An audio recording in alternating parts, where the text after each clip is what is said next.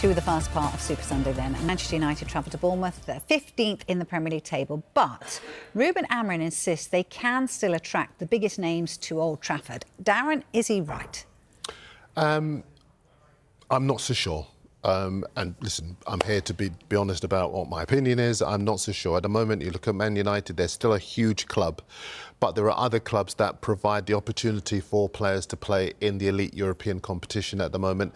And let's not kid ourselves, the best players want to play in the Champions League. They want to be in Europe. United are not there at the moment. That's not to say they can't be there. And certainly with the leadership of Bruno Fernandes, there's every chance they could return. We have seen players go from mid-table up to the European places, even challenge for the title. I think Chelsea were 10th the season before Conte arrived and were up there punching their weight in terms of competing for the title. But those clubs were more stable than United are now.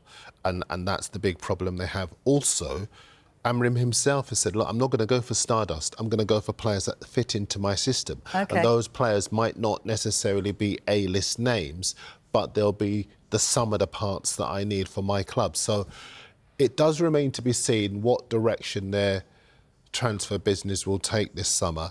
And just because they might not be getting A-list names doesn't mean they won't have a chance of punching their way higher up the table, but I don't think it'll be the A-listers that the bigger clubs have got the luxury of being able to look at. Yeah, and it's interesting about that because I think Pep Guardiola always used to say that, you know, he doesn't necessarily go for the starters. He goes for a player that fits into what he needs, and sometimes he could have that person that comes in and he thinks they're not right for me. No, thank you. Even though they could be, you know, like I say, an A-lister. Matheus Cunha, is he an A-lister? I mean, Wolves player, very keen to go to Old Trafford, it would seem. So. Yeah, I think if you've got somebody who is keen and wants to be part of it, that's a good start. Then you've got the talent of Cunha and what he's done at Wolves over the years. He's consistently got experience at the top level in the Premier League. So again, that's another plus. People say sometimes about, you know, and point to the sending off. So a couple of those he's had, and I don't know. I think he's got a bit of personality and character about him that is needed for a club like Manchester United, because part of the thing when you're recruiting for the Manchester Uniteds and the Liverpools and the Real Madrids of this world is you have to be able to cope with the expectation and everything that comes with that.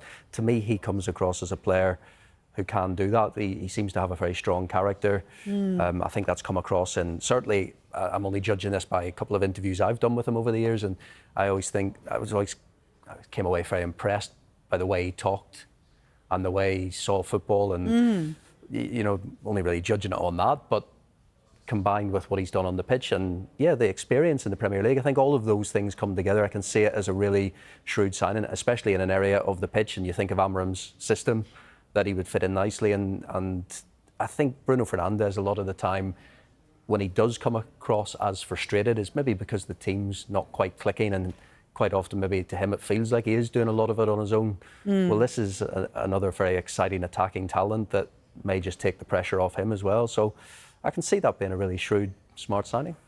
Darren, are they built to win the Premier League? Premier League? Europa League. That's where their chance at the moment, not the Premier League. Sorry, didn't want to get Manchester United fans excited there. Look, for all their faults, though, they have won the FA Cup and the League Cup in the last 2 seasons. So is this a team that you can see winning the Europa League this time around? If they play like they did in the first, 70 minutes of that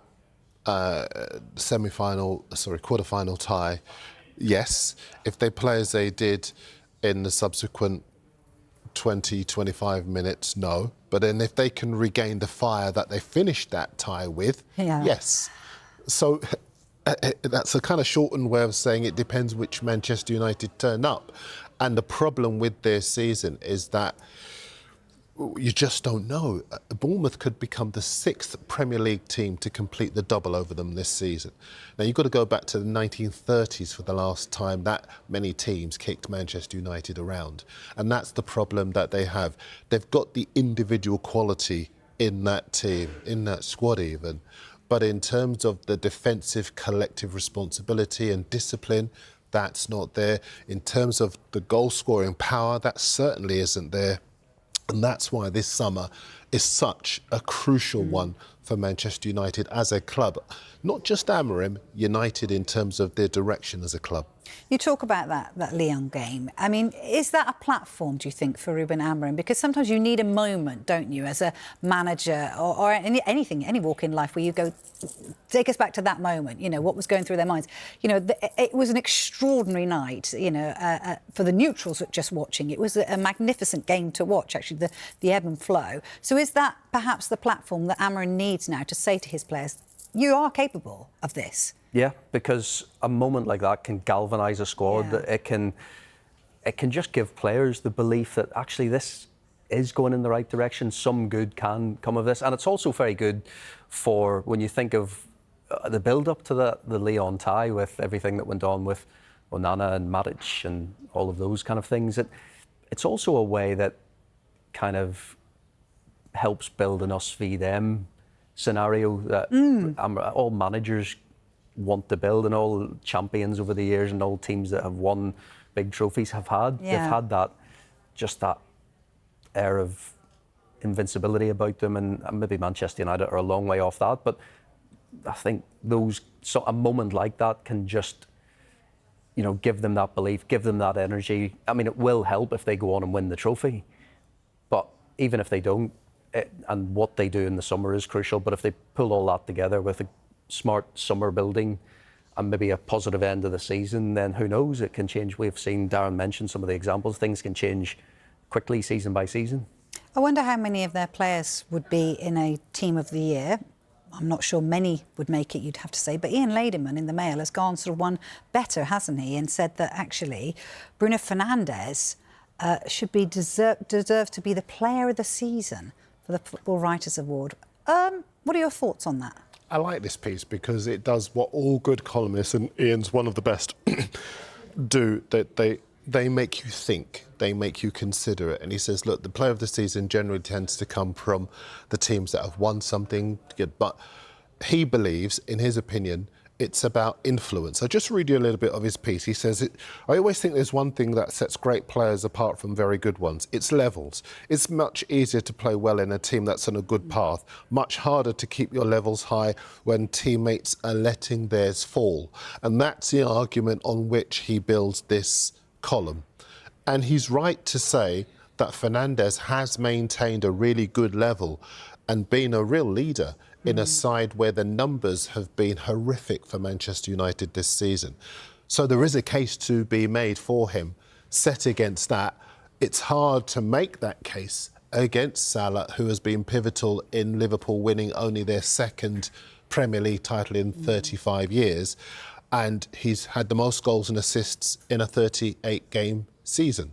So you really pays your money and takes your choice. But I think as far as Ian is concerned, he's made a few people think with this column. It definitely makes you think. And if you pull Bruno Fernandes out of that Manchester United team and put him in one of the more complete teams, or at a different stage of their development, if you like, if you put him in a Liverpool team or an Arsenal team, or even Aston Villa, Man City, Chelsea, any of the teams up in the Champions League places, he would be, he's such a good player. Or even in a completely new Manchester United team, if it happens next season, if they get enough to turn their fortunes around, he can be even more of a force. So it does get you thinking about where they would be without him. Some of the moments that he's produced and match-winning moments that he's had this season are just times when he's done something outside the norm that have helped his team. So imagine him in a team that's actually functioning well.